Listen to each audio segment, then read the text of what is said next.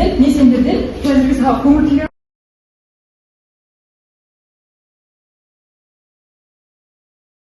жақсы, өте жақсы. Бәріміз ендеше осындай жақсы көңіл күймен сабағымызды бастайық. Орындарыңыз қайсысын ұнайды, соны ала қойыңдар. Содан келіп ала қойыңдар.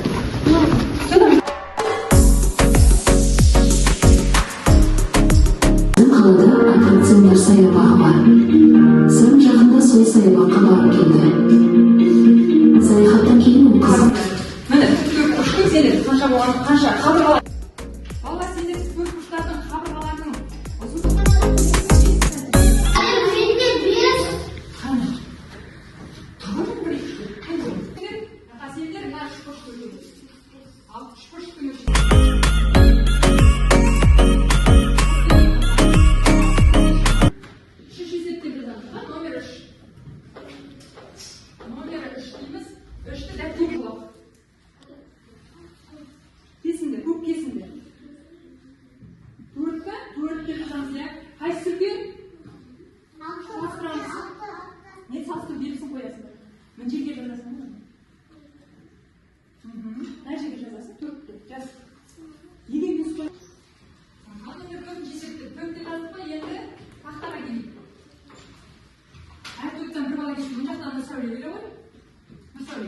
сен бірінші есепті, кітабыңды алып шық.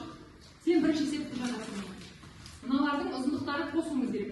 1 дециметр қосу, келесі Нури Камал шығады, мына жақта Ясмин шығады. Екі тапқа екен ғой, Ясмин сен қойды. Нури Камал.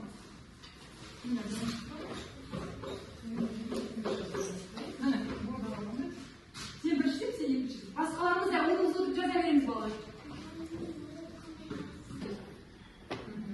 Дециметр қайда? Нұрсәуле? Қайсыны жазасың сен? 1 дециметр деп жазасың ғой, қосу.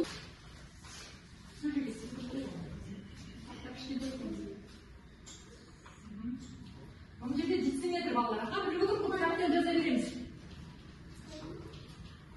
Қоя салды. 5 дециметр. Балалар дұрыс па? Нұри Камал дұрыс па? Жақсы онда жазамыз.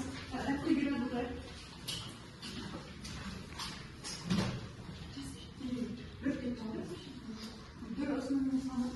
Дециметр деген қайда? Дециметр ғой. Дұрыс жазама балалар?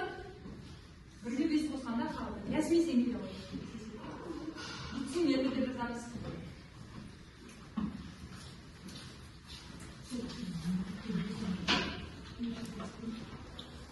Сен не мешіттен сөз? Мына жаққа жазайық. Мына жерге сияқты шетінен бастап жүрші, сонда істейік. Қалғандарымыз онымызды отырып жаза берейік.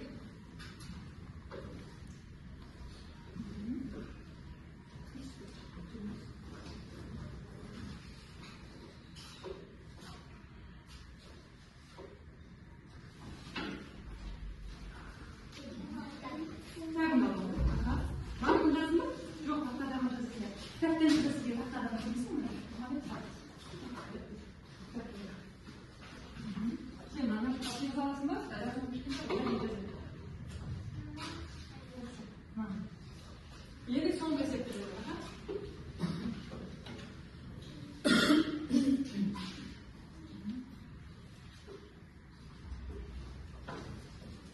Екі есеп болса, енді 3.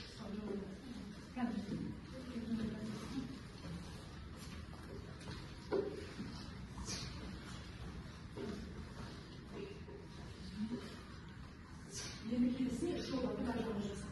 Самын келесін, нәрді 3 келіп алды, ғана қалайсың.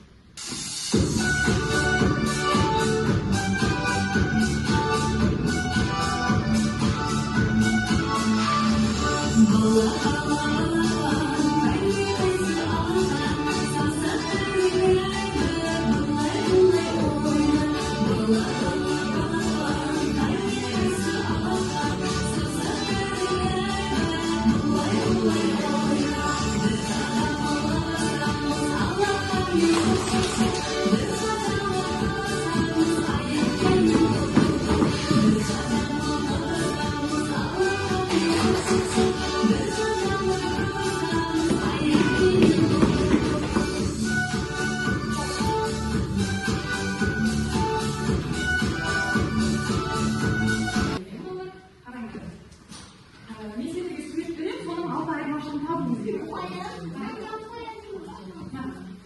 Дәптерді жауып қоя салыңыз. Балалар, карандаш аламыз қолымызға, сосын айырмашылығын тауып белгілейміз.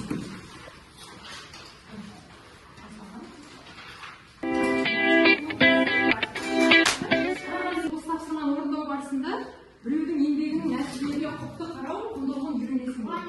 Яғни біреуді тексересіңдер. Соған қарап жасауларыңдар. Қарап, қай жерде айырмашылық бар. Адам қарайсыңдар да мынаған белгілейсіңдер. Сен де солай істеуге болады. Жоқ, сен солай істеуге болады, мен бір жаман.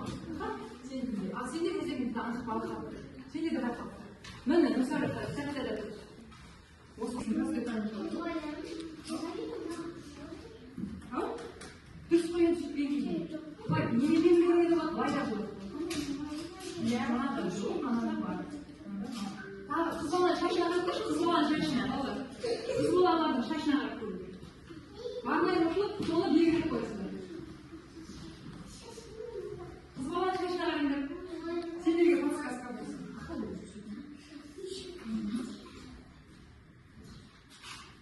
Сен кімге береді? Сен болдың ба?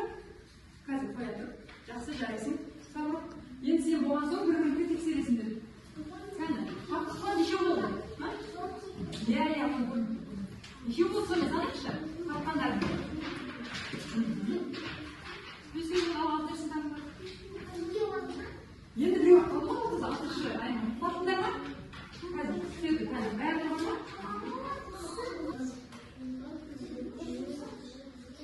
Ақтыңды жазды. Ақтыңды жазсаң да болады, үсті жазды болады. Оқытпа біз кәміз жылдамдатамыз, қалдар. Оқытпа? Олсаң да бір-біріңді тексеріңдер. Жақсы. Самық сен тексер, күлікін тексере ол. Бір-бірінен алмасамыз. Тексереміз бір-бірімізді. Ал, шақназ болып көзен? Қәді? Нан тапты ғой, е? Нан тапты. Сосын, надан. Тапты ба?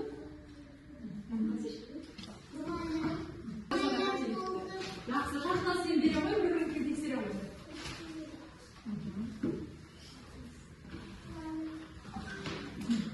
Енді самұрыққа бере ғой, самұрыққа. Көрсет, қайсысы?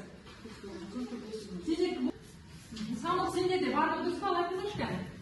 Қандай кемшіліктер бар екен? Порталасыңыз, қандай кемшілік бар екен? Қараш? Айтыңызшы самық. Айтсеш? Айтамын. Қайсысын таба алмапты Нұрсәуле? Менің Мұхаммед. Айтамын. Қайсысын? Сумканы таба алмаған, е? Ал Нұрсәуле сен айта ғой? Самық. Қайсысын таппапты самық? Даусын шығасеш? Аға. Айтасыңдар. Айтсеш шынам? Жоқ, оны шығып жатыр. Сумканы таппаған. Жаңа кесінде бақын жүр. Сумкасын таппапты. Иә, сендерде барлығы дұрыс. Сендерде қандай бар екен? Дұрыс емес екен? Сосын көмекті шешеді. Жақсы, күзет жүрген ал. Шақназ күрдет дұрыс па есмейді? Бардың тауып ба? Ақа сөйлеп қойып қойды қазалам. Қарады ба сен тексердің ба өзі? Есмейді. Тексердің керек қой, бір-бірімізді. Мынау қойдыкі? Мынау сендерді ма? Жоқ, дұрыс таптың ғой сені. Дұрыс, иә. Бір-бірімізді енді тексердің жоқ. Кімде шақназда неше қате болды? Бір қате болды, е? Қалғандар жақсы. Жақсы отырамыз. Енді біз балалар сендерге мынандай тақсырма. Үш бұрыштың үш қабырғасы бар. Ақиқат па, жалған бар? Ақиқат, баса. Бір бұрыш болды, е? Мына жарайсың жақсы келесің. Шаршының үштен артық бұрышы бар.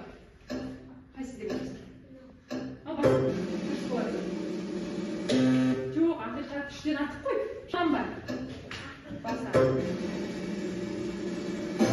Жақсы жарайды. Енді дайындал дейді. Қара, дөңгелектің екі бұрышы бар. Бұл жалған ба, ақиқат бар? Шын ба, өтірік бар? Дөңгелектің екі бұрышы бар дейді. Бар ма? Баса дейді. Дұрыс па балалар? Дұрыс жарайсың. Дөңгелекте бұрыш болмай, е? Шеңбердің ортасы жабық. Ақиқатта жалған бар. Шеңбердің ортасы жабық тұрады дейді. Жақсы, қайсы деп ойлайсың? Қазір көрейік балалар. Ақиқат па, жалған ба?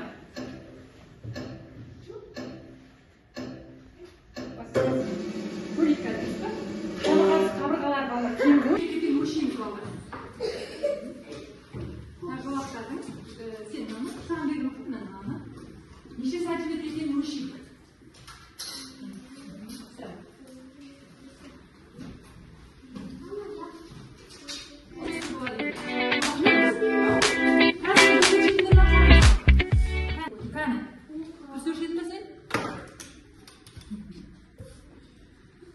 Қана, жақсы неше сантиметр?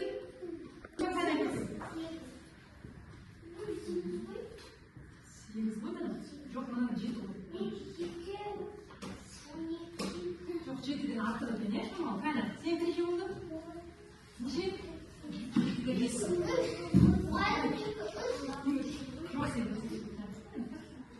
Қай жерден? Нөлден. Енін өлшемейміз, тек жолақты ғана өлшейміз.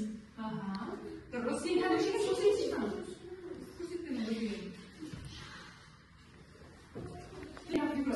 осы сынып бөлмесінде қандай геометриялық фигуралар бар? Соны айтайықшы. Дұрыс айтады. Осы бөлмеден төрт бұрышты нені көріп тұрсыңдар? Не ол аха, парта, тағы не көріп тұрмыз? Айта өңдер сендер. Тағы не көріп тұрсыңдар? Геометриялық фигура. Ол не?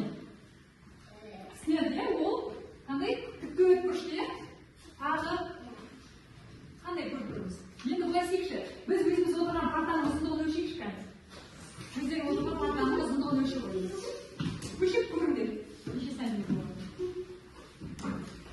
Сен мына шетін өлшейік, сонда мына шетін өлшеңдер. Ұзындығы емес, енін өлшейік балалар, иә? Сонда тез өлшейміз. Мысалы қарамалы 30. Қарай 30 неше болады? 60 сантиметрға. Жақсы. Өздері отырған жерді өлшеп атсыңдар, иә? Жақсы. Неше болды бақсаңыз? Қосамыз.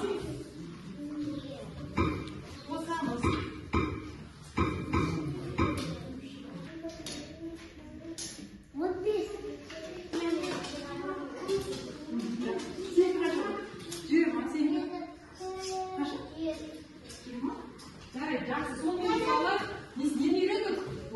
Сызғышпен өлшеуді үйрендік, иә, фигуралар әртүрлі. Енді қандай фигуралар болады? Өттік біз. Үш бұрыш өттік, иә?